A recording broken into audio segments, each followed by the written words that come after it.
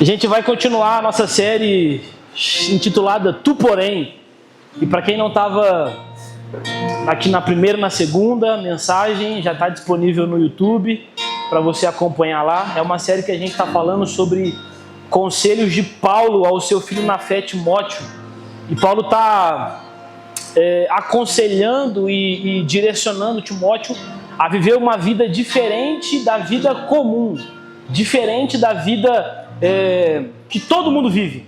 Então, essa frase, tu porém, aparece algumas vezes nesse livro e aparece em momentos muito importantes, né? Então, hoje a gente vai falar um pouco sobre permanecer na palavra de Deus.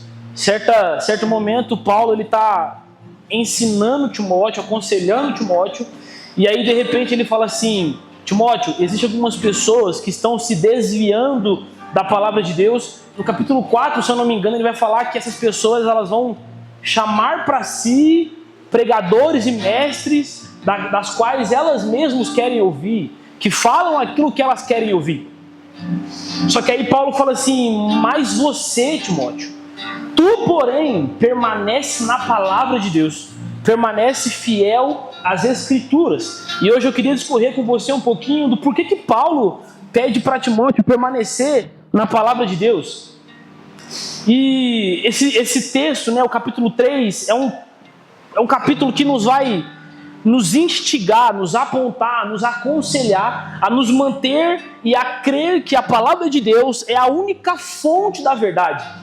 Nós vivemos num mundo, meus irmãos, que não existe mais verdade absoluta. Então hoje, a coisa que você mais ouve quando você defende um ponto de vista com firmeza você é intolerante. Então, a verdade absoluta e às vezes a verdade da palavra de Deus, ela se tornou muitas das vezes verdade para mim, para você não. Então a gente está colocando água no evangelho, diluindo o evangelho para nos encaixarmos nessa geração que a gente vive. Então Paulo vai falar: tu porém, Timóteo, permaneça na palavra de Deus. E eu queria começar esse sermão dizendo que nós como seres humanos, nós somos uma esponja. Por quê? Porque tudo que a gente constrói, toda a nossa cosmovisão, todo o jeito como nós entendemos a vida, o jeito como nós entendemos o evangelho, o jeito como nós entendemos qualquer tipo de coisa. Por exemplo, a criação de filhos. Quando você tem um filho e você vai começar a educar esse filho, o que você faz? Você começa a estudar. Você estuda para tentar errar o menos possível. Isso dá certo, Azaf? Mais ou menos, né?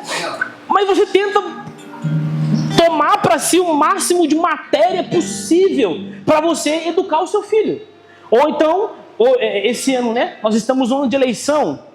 E aí, quando é sobre política, a gente começa a estudar, a gente começa a tomar matéria para si, para conseguir votar de forma consciente. É assim?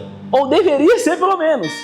Então, a gente começa a puxar para nós, a estudar. Nós somos uma esponja que absorve tudo que acontece à nossa volta e todo tipo de informação, presta atenção, todo tipo de informação constrói alguma ideia em você.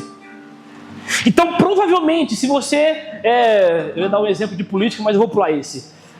Se você é um cara que gosta de futebol, se você é um cara que não perde um jogo do seu time, provavelmente o seu pai ou a sua mãe ou alguém da sua família também era assim quando você era criança. E aí você, contaminado pelo ambiente, cresceu nesse ambiente e agora você é um cara que ama futebol. Ou então, se você é um cara que gosta muito de esportes, você provavelmente foi inserido numa família que era, corpos atléticos, assim como o meu, como o do Eduardo, bombados. Por quê? Porque o ambiente, ele te influencia a criar algum tipo de ideia na sua mente. Então, a sua cosmovisão, presta atenção, a sua cosmovisão é resultado dos ambientes que você vive e daquilo que você consome. Sim ou não, gente? Vocês estão comigo? Então, nós absorvemos para nós todo tipo de informação e todas as informações criam em nós alguma cosmovisão, criam em nós algum tipo de pensamento, alguma ideia da vida. Só que quando a gente olha para a Bíblia, meus irmãos, a Bíblia ela tem uma missão muito determinada, uma missão muito importante. E a missão da palavra de Deus, dentre várias, mas essa talvez seja a mais importante. A missão das Escrituras é revelar com exatidão quem Deus é. Então, quando eu abro a minha Bíblia, quando eu começo a meditar nas Escrituras, a missão da Bíblia é, eu preciso revelar para o Giovanni com exatidão quem Deus é. Vocês estão comigo, gente? Então, quando eu leio a Bíblia, eu estou fazendo isso, eu sou uma esponja, eu estou absorvendo matéria o suficiente para eu enxergar Deus como Deus é. Eu estou tomando matéria o suficiente para, quando eu adorar ao Senhor, uma coisa que a gente fala muito aqui na nossa casa, não existe, não tem como você adorar a Deus se você não conhece quem Deus é.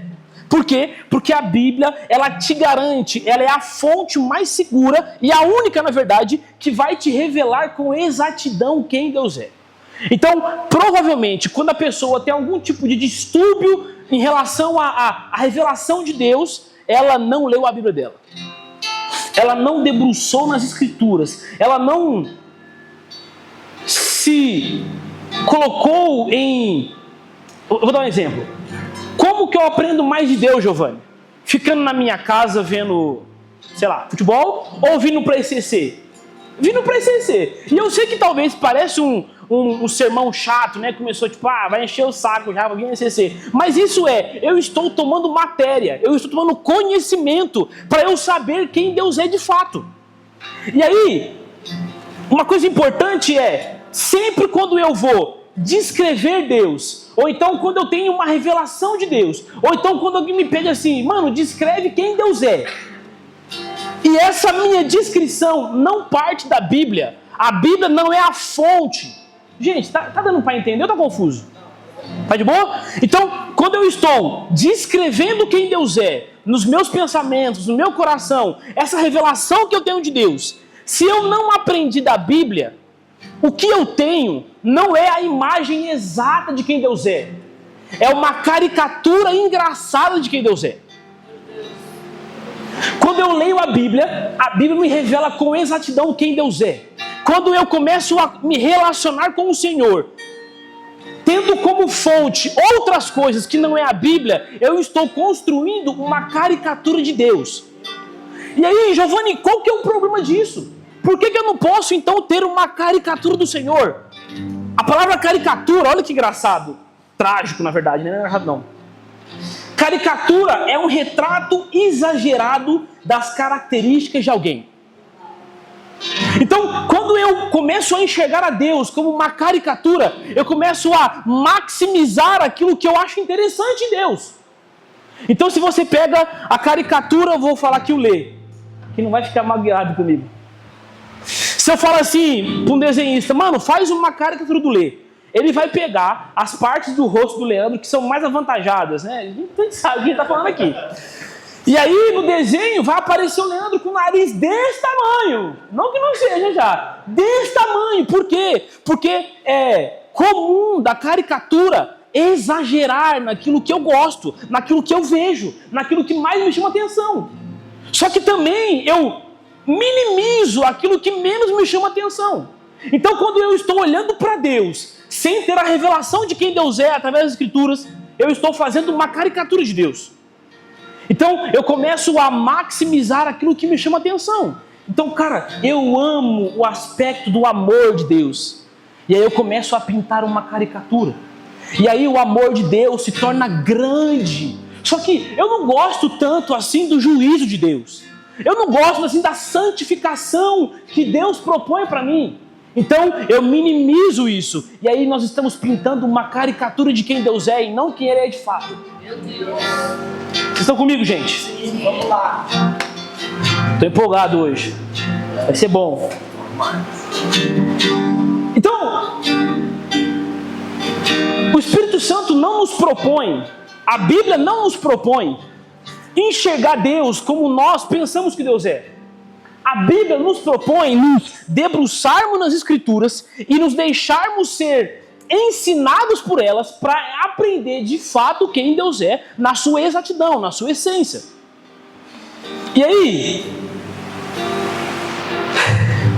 a pergunta que eu queria começar o sermão é: nós estamos construindo uma ideia de Deus a partir do quê?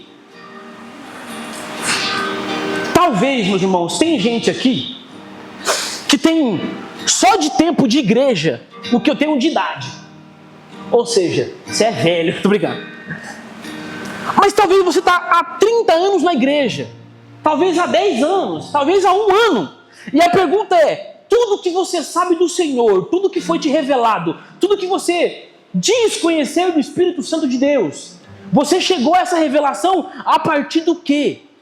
Será que foi a partir de pregações cristocêntricas, da palavra de Deus, de louvores cristocêntricos, ou foi através de palestras motivacionais? Ou foi através de achismos? Ou foi através, talvez, de um trauma que você teve na infância? Então, cara, que triste, que talvez você não tenha o seu pai. Cara, eu sinto muito de verdade que se talvez o seu pai terreno, cara, foi uma péssima pessoa. Só que aí a gente pega esse trauma e coloca em Deus. Agora eu faço uma caricatura de quem Deus é. Então, o Deus paterno, o Deus pai, não é mais um pai amoroso, é um pai que abandona. O nome disso é caricatura de quem Deus é. E não quem Ele é de fato. Só que eu só sei quem Deus é de fato quando eu me debruço nas Escrituras e deixo ela falar comigo. Vocês estão comigo, gente? E aí no capítulo 3, então, Paulo ele começa a escrever para Timóteo. E aí no capítulo 3 já é a segunda metade da carta. E Paulo está preso. Paulo está tipo assim, mano. Talvez Paulo tinha até a consciência de que dessa ele nem passava mais. Paulo estava escrevendo a carta para Timóteo quase com a consciência de que, mano, isso daqui são as minhas últimas palavras. Essas aqui são as minhas últimas instruções para o meu filho Timóteo, porque talvez eu nem sobreviva mais. Então, Paulo ele começa a juntar conselhos muito valiosos para Timóteo. Paulo começa a juntar muitos conselhos que vão organizar a mente, o coração de Timóteo para ajudar na sua vida e no seu ministério.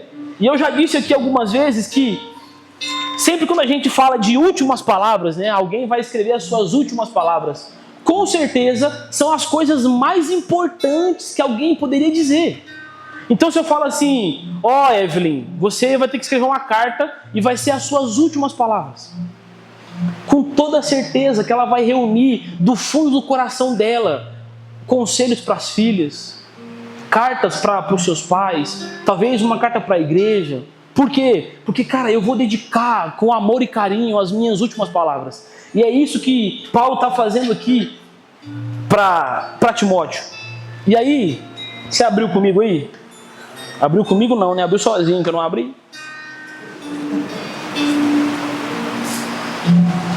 E aí, no meio de todo esse contexto de Paulo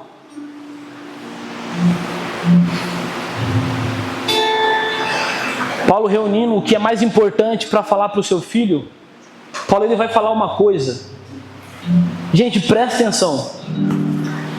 Uma das coisas mais importantes que Paulo julgou falar para Timóteo foi isso daqui, ó. Capítulo 3, versículo 1. Saiba que nos últimos dias sobrevirão tempos difíceis. Qual que é o conselho de Paulo para Timóteo? Timóteo, você precisa abrir os seus olhos ao seu redor, observar o tempo que você está, porque sobrevirão sobre nós agora, nesses últimos dias, tempos difíceis. E por quê? Eu fiquei pensando, cara, por que Paulo está falando para Timóteo observar o tempo, ficar atento ao tempo?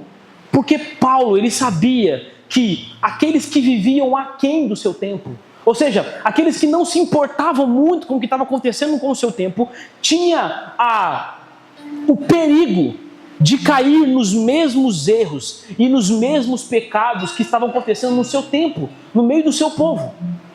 Estão comigo, gente? Então Paulo fala assim, olha, fique atento, abra os seus olhos, porque sobrevirão sobre nós dias difíceis. Paulo está dizendo assim, olha, você precisa de discernimento. E aí eu lembrei de Isaías, cara, olha que engraçado, Isaías um dia estava lá de boinha, não sei muito bem aonde, e aí de repente, uma visão celestial, os céus se abrem, e o que ele vê é o trono de Deus, e seres celestiais, e Deus sentado no trono. E aí, meus irmãos, o que Deus dá para Isaías depois dessa visão? Se alguém fala para mim assim, mano, eu tive uma visão e eu vi o trono de Deus, eu vi os seres celestiais, eu vi anjos com 6 asas e era uma loucura. E eu falo, mano, com certeza esse cara recebeu unção de Deus. Com certeza esse cara recebeu algo poderoso de Deus para começar um avivamento, para começar um despertar. Com certeza esse cara ele foi abalado por Deus. Mas o que Deus dá para Isaías não é uma unção nova. O que Deus dá para Isaías não é um poder novo. O que Deus dá para Isaías não é uma canção nova. O que Deus dá para Isaías é discernimento. Quando Isaías vê a Deus, ele discerniu onde que ele estava. E ele disse, eu tenho lábios impuros. E o povo no qual eu habito também tem impuros lábios. Discernimento. Discernimento. Nós precisamos aprender e crescer no discernimento. E eu não quero pregar hoje, meus irmãos, para que a gente viva como os monges que ficam meditando lá no Tibete, lá no monte do Tibete. Fica lá, se separam de tudo e de todos. Se separam da vida comum. Para não habitar no meio do povo, do lábios impuros, você isola a sua vida. Não é sobre isso. Jesus em João 17, se eu não me engano, fala assim, olha, Deus, eu não oro para que o Senhor tire eles do mundo, mas eu oro para que o Senhor os guarde do mal. Então, a minha pregação não é para você entrar numa bolha e falar, mano, eu não posso ter lábios impuros, eu não posso habitar num povo de impuros lábios, e agora eu preciso ser santo. Eu não estou dizendo que você não pode pertencer aos ambientes, mas mais importante que pertencer aos ambientes é perceber os ambientes. Eu não estou dizendo que você não pode ter amigos não cristãos, cara, tenha-os, pregue para eles. O que eu estou dizendo é, os seus amigos não cristãos não podem te discipular. Porque lembra quando eu falei que a construção de quem nós somos, a construção de quem Deus é para nós, faz parte, é resultado dos ambientes? Esses dias eu me peguei pensando, eu estava dirigindo. Gente, eu queria confessar um pecado para vocês aqui. Eu sou um cara meio nervoso no trânsito, assim. Eu sou meio apressado, mas a minha esposa está aqui, todo dia ela fala, para com isso. Deus colocou ela na minha vida para isso. Mas esses dias eu estava dirigindo aqui na cidade, e aí uma pessoa abençoada me fechou, assim, quase bateu no meu carro, foi uma loucura, assim. Na mesma hora eu senti vontade de sair do carro e esmurrar a pessoa. Falei, mano, vai andar de bicicleta, seu animal, você não sabe dirigir não. E aí eu comecei com vários pensamentos assim, e aí depois passou um pouquinho de tempo, comecei a meditar, eu coloquei um louvor assim pra ouvir. Depois de ameaçar a pessoa no meu coração, eu pedi um louvor. E aí eu coloquei um louvor pra eu ouvir assim, e aí de repente o Espírito Santo começou a ministrar no meu coração. Ele falou, cara, que isso? O resultado da sua vida não é mais misericórdia, é porrada. O resultado das suas aflições não é mais paz. Você parou de ser pacificador quando? E eu comecei a entender, quando a palavra de Deus parou de penetrar no meu coração nessa área. E aí então, para mim, ser homem é sair na mão com alguém na rua. Não, ser homem de verdade é se o cara me fechar, eu vou buzinar mesmo, que se ele falar alto, eu falo mais alto ainda. Isso é ser homem. Pois é, doutrina mundana. Se nós cremos assim, nós cremos que Jesus foi um banana. Porque Cristo foi pacificador. E só para equilibrar, não estou dizendo para você ser um banana. Então, por exemplo, se eu estou andando na rua e alguém bate na Gessamine, outro homem, esse cara provavelmente vai morrer. porque eu não sou banana, entende? Deus não te chamou para ser fraco e banana. Não é isso não que eu estou falando, não. Mas as nossas reações, elas precisam estar pautadas nas Escrituras, meus irmãos. Nas Escrituras. Então, eu não estou te chamando para você viver aquém da sociedade. Eu estou dizendo para você viver de acordo com as Escrituras na sociedade. Nós precisamos ter a luz do Espírito guiando a nossa mente. Efésios 5, abre comigo. Eu estou falando muito? Jesus, desculpa, pessoal. Eu sou igual sino. Cara, olha que texto incrível.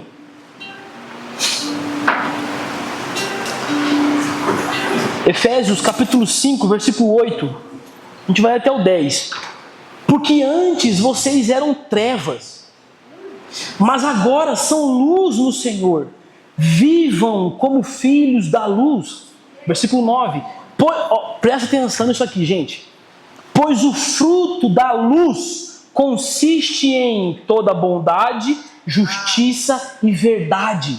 E aprendam a discernir o que é agradável ao Senhor. Sabe qual que é um dos frutos da luz do Espírito Santo na sua mente? Discernimento.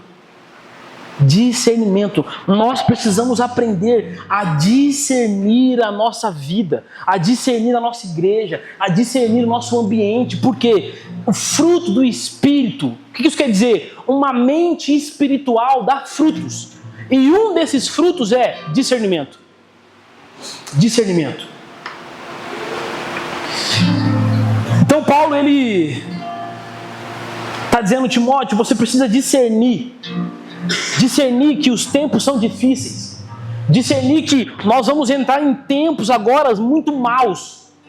E aí a Bíblia fala que Paulo, ele fala assim, olha Timóteo, isso aqui é muito louco, gente, nós estamos entrando agora em tempos difíceis.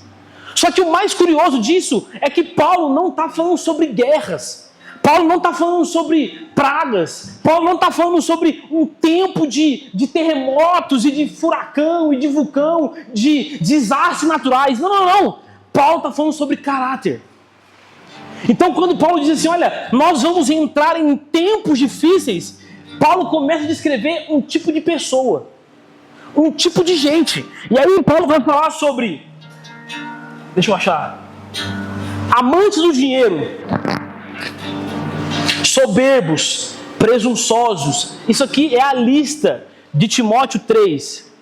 Quando Paulo fala assim, ó, nós entraremos num tempo difícil, Paulo começa a descrever esse tipo de gente aqui, ó, amantes do dinheiro, soberbos, presunçosos, blasfemos, desobedientes aos pais, aí quem é filho, ingratos, profanos, irreconciliáveis, inimigos do bem e obstinados. Paulo começa a descrever que existe um tempo onde esse tipo de pessoa vai tornar o tempo difícil. Ele diz, nós entraremos em tempos difíceis porque esse tipo de pessoa aqui vai começar a existir. Pessoas obstinadas, pessoas traidoras, pessoas irreconciliáveis, pessoas que não obedecem aos pais, pessoas que são obstinadas, inimigos do bem, amantes do dinheiro. Só que enquanto eu estava lendo isso aqui, eu falei, amém, Deus, porque eu não sou essa pessoa. Eu não sou obstinado. Paulo está descrevendo os ímpios aqui. Paulo está descrevendo as pessoas que não creem no Senhor. Só que aí, meus irmãos, no versículo 5, Paulo ele vai fazer a porca torcer o rabo para o nosso lado. Vai comigo aí no versículo 5. No meio dessa descrição dessas pessoas horríveis, essas pessoas com o caráter reprovados, desses ímpios que Paulo está falando, Paulo de repente para e fala isso daqui, ó. Embora tenham aparência de piedade, negam o seu poder. Afastem-se deles também. Aparência de piedade. Quem lembra do retiro, da pregação sobre o bezerro de ouro? Vocês estão aqui, gente? Eu não vou pegar tão pesado, não. Mas Paulo está descrevendo ímpios, Paulo está descrevendo pessoas traidoras, pessoas que não são piedosas, pessoas que são obstinadas, pessoas que amam o dinheiro. E aí de repente ele fala assim, inclusive, tem alguns crentes, tem algumas pessoas que frequentam a igreja, que têm a aparência de piedade, que elas até parecem piedosas, mas elas negam o seu poder. Que poder é esse? O poder da piedade. Paulo está dizendo, eles parecem, mas eles negam o poder da piedade. Sabe o que isso quer dizer? Piedade significa evidências. Repete comigo, evidências. É como se Paulo estivesse dizendo assim, olha, nos últimos dias, Timóteo, vão existir algumas pessoas na igreja que o discurso dela de cristão, é excelente. Que elas vestem uma roupa de piedade. Elas vestem uma roupa de cristã, elas vestem uma roupa de pessoas piedosas. Só que essas mesmas pessoas negam a piedade, negam o poder da piedade. Ou seja, o discurso é bom, mas não tem evidência de fé. Não tem evidência de transformação. E a minha pregação hoje aqui é sim para falar sobre a palavra de Deus e para a gente se manter fiel à palavra de Deus. Só que eu queria fazer uma pausa dramática aqui e perguntar, se eu olhar para a sua vida hoje, quais são as evidências? Gente, evidência fala sobre algo palpável, fala sobre prova. Quais são as evidências de que você foi transformado pela piedade? De que você foi transformado pela graça de Deus. Piedade é graça transformadora. E Paulo está dizendo, algumas pessoas têm um discurso muito bom, mas estão negando o poder da piedade. Ou seja, não estão sendo transformados pelo poder do Espírito Santo. E eu não sei se vocês estão percebendo, mas parece que Paulo está criando um drama aqui. É como se Timóteo estivesse ficando contra a parede agora. E aí, quando a gente fala sobre traição, sobre desobediência, sobre todos esses pecados que a gente leu aqui, sobre pessoas que são obstinadas, pessoas que negam o poder da piedade, tudo isso se resume numa única frase que Paulo falou. Que ele disse, essas pessoas são mais amantes do prazeres do que amantes de Deus. Paulo está descrevendo como seria as pessoas no tempo do fim. E esse tempo do fim aqui não vai chegar, gente. Quando a Bíblia fala os últimos dias, é desde a ascensão de Jesus até o seu retorno. Então, nós estamos hoje nos últimos dias. E Paulo diz, nos últimos dias, ou seja, hoje, as pessoas são mais amantes dos seus prazeres do que amantes de Deus. Existe uma frase que eu gosto muito que diz, o nosso problema não é que nós não amamos a Deus, é que nós não amamos o suficiente. Nós não amamos o bastante. Nós pensamos que nós precisamos amar a Deus, mas eu queria dizer, nós precisamos amar a Deus e amar a Deus o bastante para ser piedoso, o bastante para ser fiel, o bastante para não ser traidor. Agostinho de Hipona fala uma frase que ele diz o seguinte, nossos amores estão desorganizados, amamos o que não deveríamos amar e não amamos o que deveríamos amar. Então, o meu convite essa noite é para analisar o nosso amor. Quem ama Deus aqui, levanta a mão. Oh, que benção. Agora, não precisa levantar a mão, mas quem ama Deus aqui o bastante? Sabe, o que me impede, meus irmãos, de não trair a Gessamine, não é porque eu amo ela.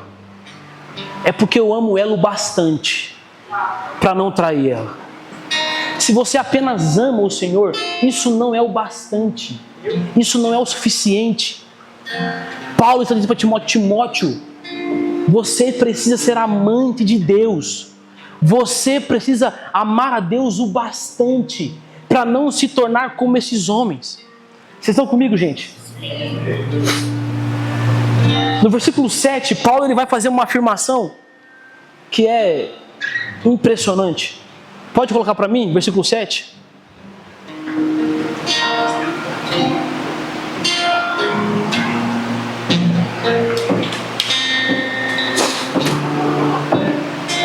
Glória a Deus.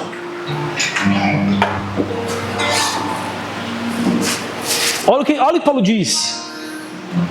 Que estão sempre aprendendo e nunca conseguem chegar ao conhecimento da verdade.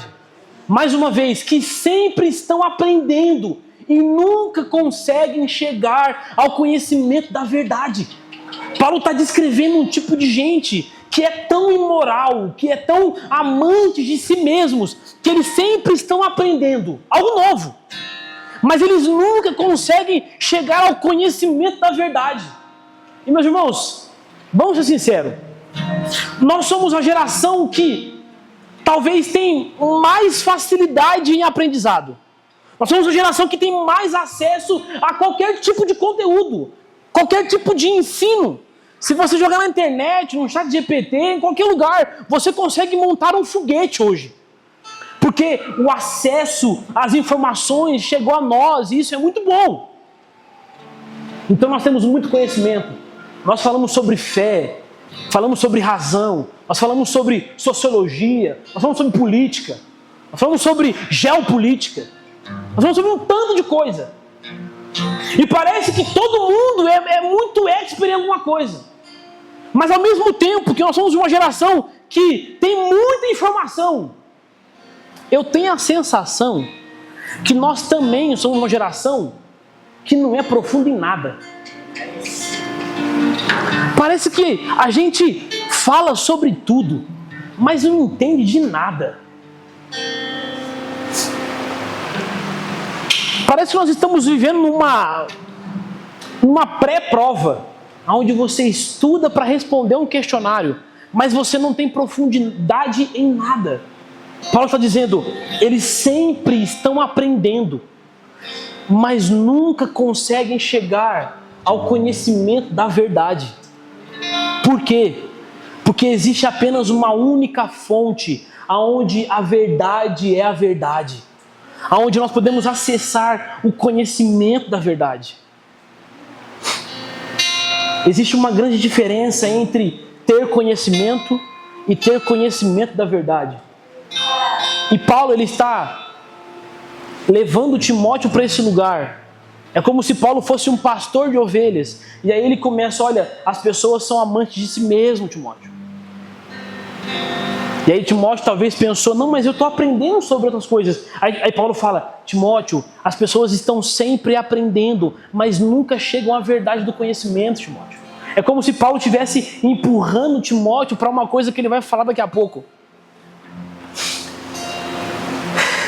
O nosso problema, e eu me encaixo aqui, é que a Bíblia, ela parou de ser o lugar onde tem a verdade absoluta e começou a ser mais um livro para me ajudar a viver.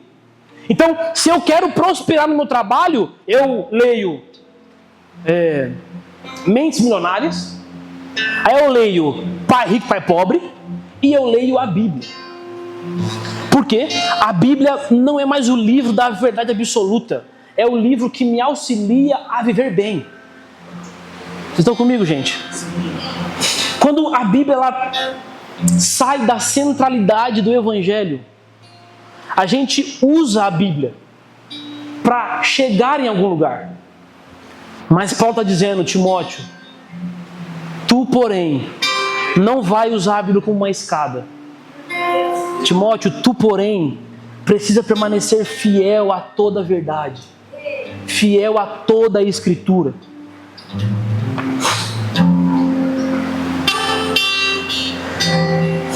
Tu, porém, permaneça na verdade. Meus irmãos, nós precisamos escolher de uma vez por todas.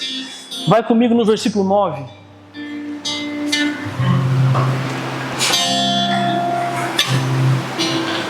Nós precisamos escolher qual que é a verdade que nos conduz.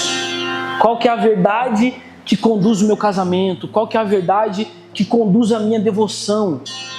Você já parou para pensar que a sua devoção, ou seja, a maneira como que você vive a sua vida de relacionamento com Deus, ela é determinada por aquilo que você conhece, por aquilo que você sabe do Senhor. Então nós precisamos escolher de uma vez por todas qual que é a fonte da nossa verdade, qual que é a fonte do nosso conhecimento. Porque, volto a repetir, nós estamos vivendo uma geração onde a informação ela é tão comum que ela ficou até banalizada. E a gente se enche de conhecimento vazio. Só que no versículo 9, Paulo vai dizer o seguinte: contudo, não irão longe, pois a insensatez, outras versões vai falar loucura, pois a loucura deles se tornará evidente a todos, como no caso daqueles dois. Está falando lá de Moisés. Paulo está dizendo assim: Timóteo, eles estão sempre aprendendo, porém, eles não irão longe, porque a loucura deles será exposta. A Bíblia diz que o conhecimento do mundo é a loucura para Deus.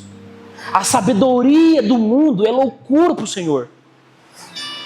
Então, o meu convite nessa noite é para a gente se manter fiel à palavra, mesmo que isso pareça loucura.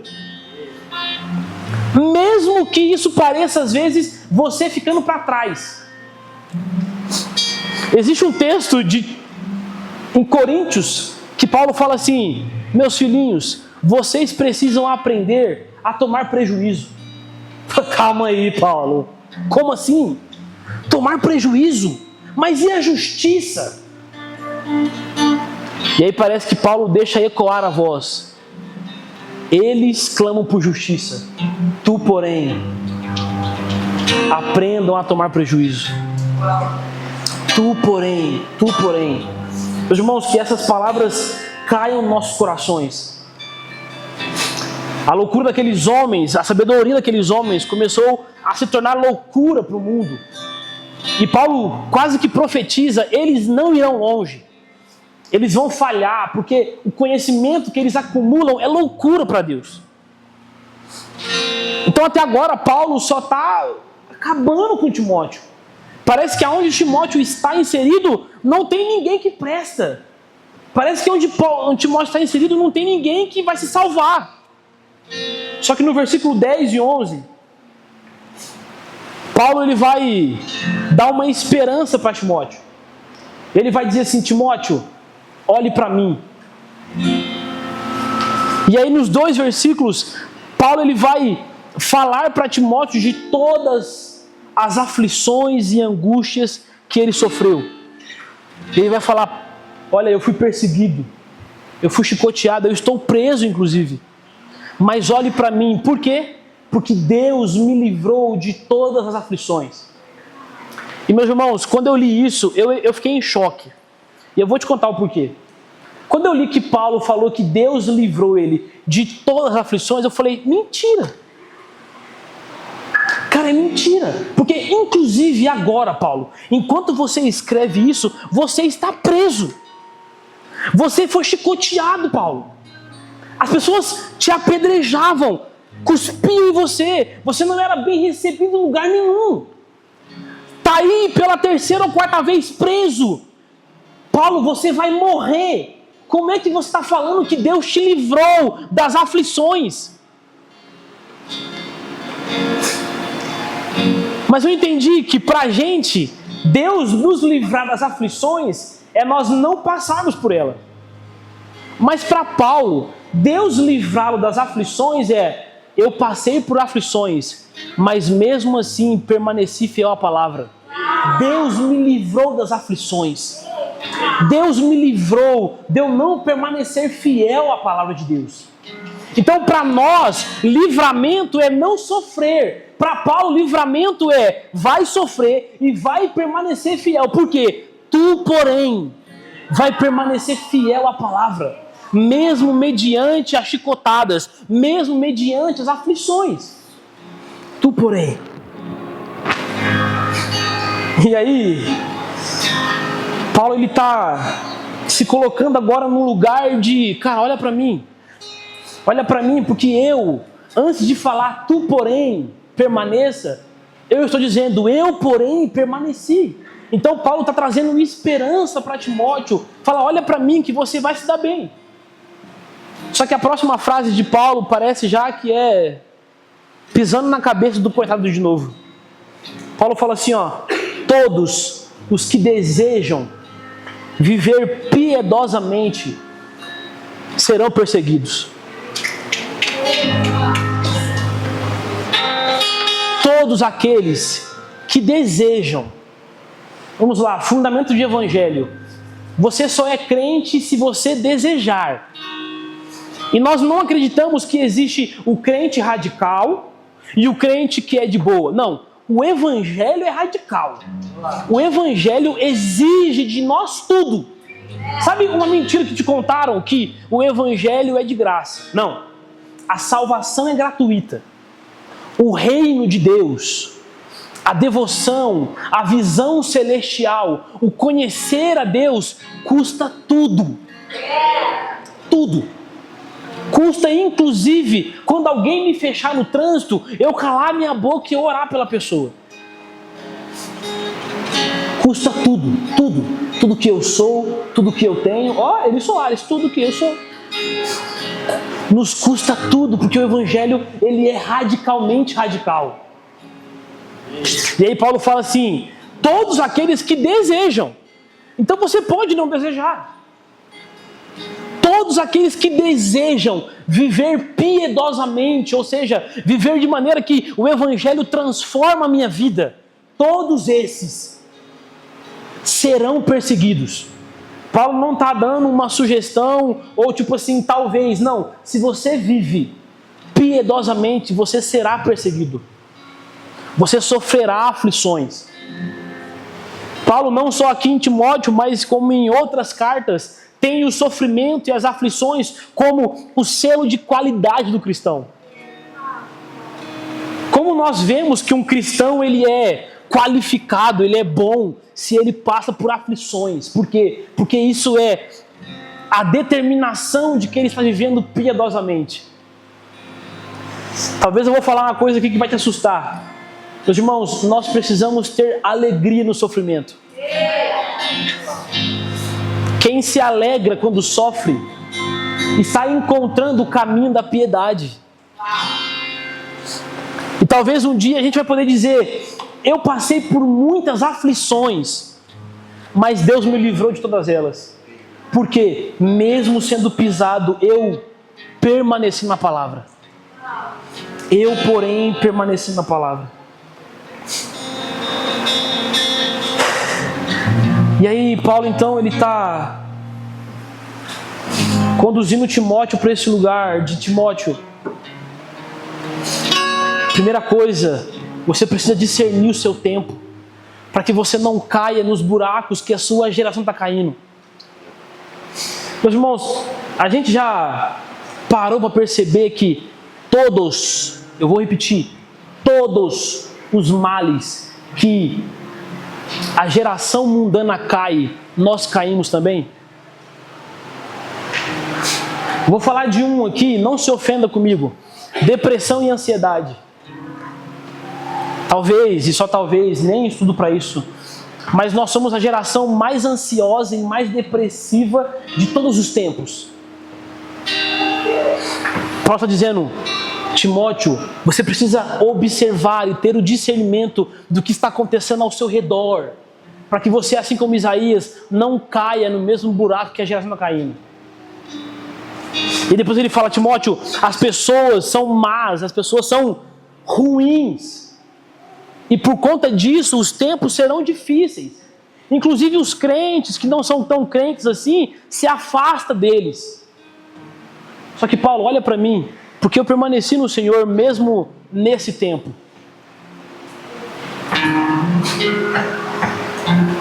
Vamos lá comigo no versículo 14.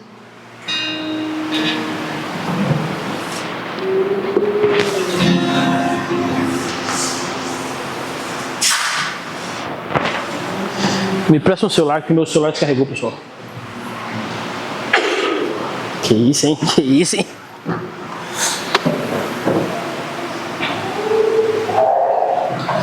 Versículo 14 de 2 Timóteo.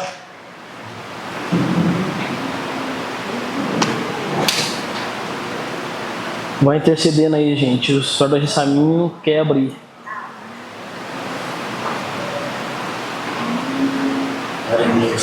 Glória a Deus. 2 Timóteo 3,14 vai dizer o seguinte: quanto a você, permaneça nas coisas que aprendeu e das quais tem convicção, pois sabe de quem as aprendeu. Porque desde criança você conhece as Sagradas Escrituras, que são capazes de torná-lo sábio para a salvação por meio da fé em Cristo Jesus. Toda a Escritura é inspirada por Deus e útil para o ensino, para a repreensão, para a correção e para a instrução na justiça, a fim de que o homem de Deus seja apto e plenamente preparado para toda boa obra. Então, depois que Paulo joga Timóteo nesse drama da vida, de perceber pessoas que são ruins, de perceber cristãos que são ruins, depois que Paulo ele se coloca como exemplo, falando, olha, mesmo sendo perseguido, eu permaneci, e Paulo dá a solução para Timóteo. Timóteo, enquanto você estiver fiel à palavra de Deus, você vai estar de pé. E aí Timóteo ele vai falar sobre duas coisas agora. Ele fala sobre a natureza das Escrituras e o propósito delas. E qual que é a natureza das Escrituras? Qual que é a natureza da palavra de Deus? A natureza é que toda a Escritura é inspirada por Deus. Então, a Bíblia Sagrada, ela não é sagrada porque profecias se cumpriram. A Bíblia Sagrada é sagrada porque ela é a voz de Deus. Deus inspirou as pessoas a escrever. Deus inspirou as pessoas. E tudo isso nos serve hoje para nos ajudar a entender quem Deus é e chegar. A natureza da Bíblia ela é a voz de Deus. Então, aquela frase clichê, né? Quer ouvir Deus? Abre sua Bíblia. Porque a natureza da palavra de Deus ela é a voz de Deus. E a segunda coisa que Paulo faz, ele fala sobre o propósito. Qual que é o propósito da palavra de Deus? Por que que Paulo está mandando Timóteo se manter fiel às Escrituras? A primeira coisa ela te transforma. A palavra de Deus te transforma. Versículo 16. Toda a Escritura é inspirada por Deus e útil para o ensino, para a repreensão, para a correção e para a instrução na justiça. Então, quando você vê um crente que é meio desobediente, difícil de lidar, cheio de pecado, essa pessoa não está submetida às Escrituras. É por isso que a gente tem aqui ECC toda semana. É por isso que nós estamos lendo um livro em comunidade que é pautado na Bíblia, porque a nossa natureza ela é contrária à Bíblia. E Paulo diz, toda a Escritura ela é inspirada para te repreender, para te colocar de volta no caminho. E a segunda coisa a primeira coisa, ela te transforma. A segunda coisa, ela te capacita para toda boa obra. Versículo 17, a fim de que o homem de Deus seja apto e plenamente preparado para toda boa obra. Para toda boa obra. Então, como construir igreja? Permaneça na palavra. Como manter meu casamento saudável? Permaneça na palavra. Como criar bem os meus filhos? Permaneça na palavra, porque a palavra de Deus ela te torna apto para cumprir toda a boa obra. Então Paulo diz, Timóteo, observe a sua geração. Observe as pessoas, como que elas vivem. E ele encerra dizendo, tu, porém, permanece na palavra, para ser transformado e para se tornar apto para toda boa obra. Amém, meus irmãos? Fica de pé comigo.